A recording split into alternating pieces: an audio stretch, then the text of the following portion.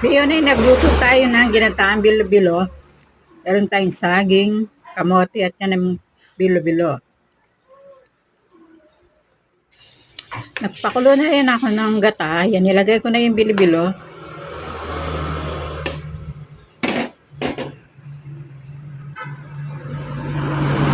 Nilagay ko na rin ang saging.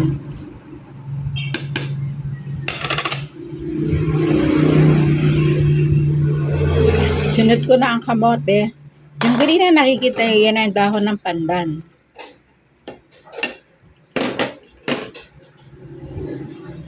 Yan, kumulo na siya. Nilagay ko na ang asukal. 1/4 na wash sugar ang aking nilagay.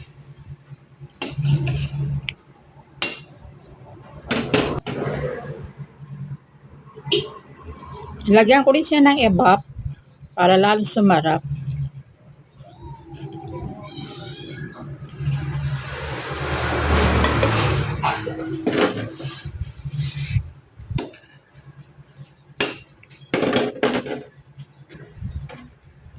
Ayan, kumulo na siya. Nilagay ko na rin ang pampalapot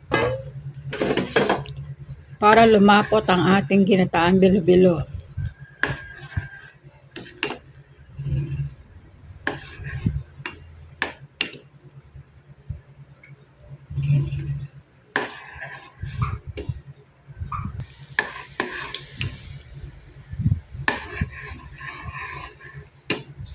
At ang panghuli ay naglagay ako ng fresh gata. Ayan.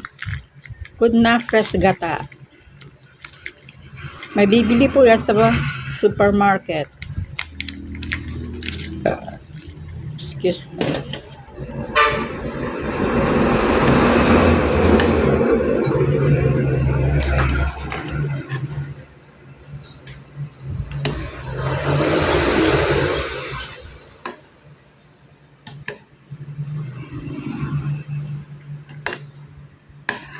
Ayan, malapot na ang ating ginataang bilo-bilo.